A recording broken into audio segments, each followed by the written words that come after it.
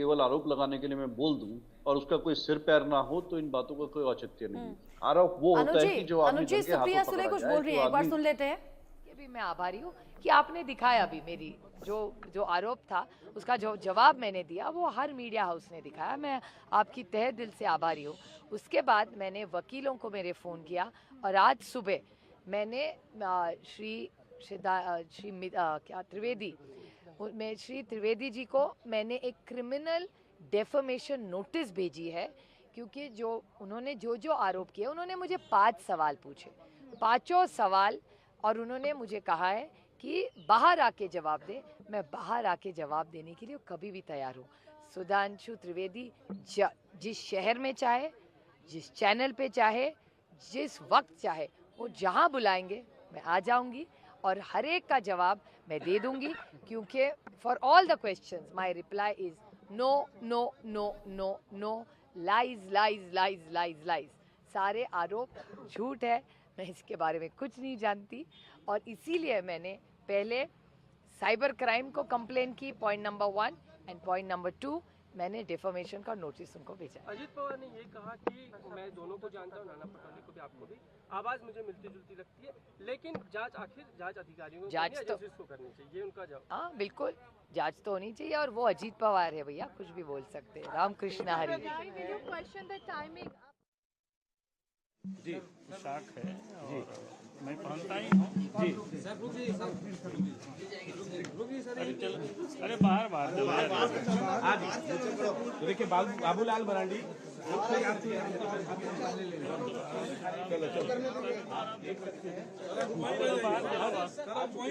Sir आप वही रहिए,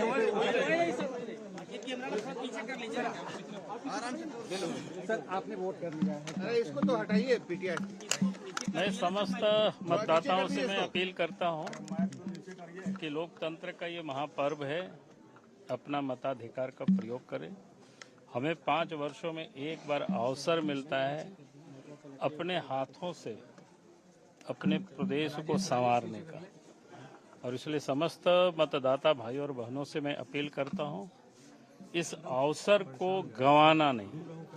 सभी लोग समय से सुबह उठ करके अपना मतदान करें और फिर लोग जलपान करें। क्या परिवर्तन होने वाला है इस बार? नहीं, निश्चित रूप से इस बार 43 विधानसभा क्षेत्रों में मतदान हो चुका है, 38 विधानसभा क्षेत्र ये दूसरे चरण में मतदान हो रहा है, और जो प्राप्त संकेत जो मिल रहा है, झारखंड की जनता अब परिवर्तन का मन बना चुकी है। हेमंत सोरेन की सरकार जा रही है और झारखंड में बीजेपी के नेतृत्व में एनडीए की सरकार आ रही है।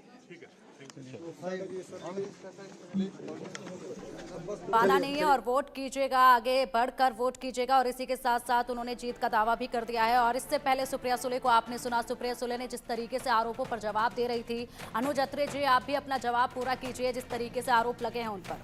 अच्छा, एक इंटरेस्टिंग बात और अनुज अत्रे जी, अभी हम कंफ्यूजन की बात कर रहे थे, हिमांशु जी ने भी उसका जिक्र किया। लोग कंफ्यूज इसलिए भी हो जाते हैं, अजीत पवार को कभी भूली बिसली यादें आ जाती हैं, अजीत पवार को कभी लगता है बहन भाई का रिश्ता खराब हो गया, कभी लगता है चाचा भतीजे का रिश्ता खराब हो गया, तो कभी उन्हें अपने किए पर पछतावा भी महसूस होता है। फिर हम राजनीतिक समीकरण के उलट पुलट होने की संभावनाएं तलाशने रखते हैं, लेकिन फिर अजीत पवार सबको चौंका देते हैं। चल क्या रहा है? देखिए, निश्चित तौर पे ये वही अजीत पवार हैं जिनके ऊपर प्रधानमंत्री जी ने 70,000 करोड़ रुपए का नेचुरल करप्ट पार्टी का आरोप लगाया था। उन्हीं अजीत पवार को दूसरे दिन इन्होंने आकर के बैठ करके उप मुख्यमंत्री बनाया। ये वही अजीत पवार हैं जिसको देवेंद्र फडणवीस कहते नहीं थकते थे कि अजीत पवार चक्की पीसिंग चक्की पीसिंग चक्की पीसिंग।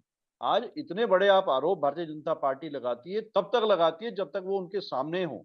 जैसे ही अपने साथ मिल जाते हैं, उनके सारे आरोप जो है, उनके सारे पाप धुल जाते हैं। वो कहां गए 70,000 करोड़ के भ्रष्टाचार के आरोप? आखिर क्यों भारतीय जनता पार्टी ने अपनी गोद में बिठा दिया? क्या वजह थी कि प्रधानमंत्री जी भोपाल से बोलते हैं कि इनको 70,000 करोड़ के जो भ्रष्टाचारी हैं, जब देश के प्रधानमंत्री आरोप लगाते हैं तो केवल हवाई बात नहीं करते हैं, उनके पास तथ्य होते हैं, सबूत होते हैं। और आप इतने बड़े भ्रष्टाचारी को महाराष्ट्र का उप मुख्यमंत्री बना देते हैं। अगर बात झारखंड के भ्रष्टाचार की होगी, अनिरुद्ध जी, भ्रष्टाचार के आरोप हैं, अनिरुद्ध जी, अगर बात झारखंड के भ्रष्टाचार की होगी तो बात तो महाराष्ट्र में हुए भ्रष्टाचार की भी याद आएगी। अनुज अत्रे जी की बात का जवाब दीजिए।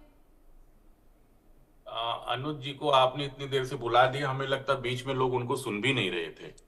खैर चलिए, मैं ये कह रहा था कि झारखंड में पहले लोगों को सूट नहीं करता, वो निश्चित तौर पे नहीं सुनना चाहेंगे, लेकिन मैं वैसे नहीं कर रहा हूँ, सीरियसली आपको सुन नहीं रहे थे, क्योंकि क्योंकि अरे मैं वैसे कह रहा हूँ भाई, आप काहे नाराज हो रहे हैं? कोई नहीं, आज मत आपका लड़िए। समय पूरा आज मत लड़िए। ले गए ये लोग आज आपको। तो वोटिंग का दिन है, प्रचार का दिन अब खत्म हो गया। हाँ बोलिए। हाँ, मैं ये कह रहा हूं कि झारखंड मुक्ति मोर्चा के प्रवक्ता ने कहा कि उनको न्याय मिला, न्याय नहीं मिला, जमानत मिली है। जमानत तो अतीक अहमद, मुख्तार अंसारी को भी मिलती थी, आतंकवादियों को भी मिलती थी, तो ये सब चीजें छोड़िए, न्याय नहीं मिला है। और उनके न्याय बारे कब में क्या होता है? कहेंगे? एक मिनट, अनिरुद्ध जी, उनके बारे में क्या कहेंगे जिन्हें जेल जाने की नौबत ही नहीं आई, बाहर से अरे बाहर ही पहले, निपटारा अरे हो गया?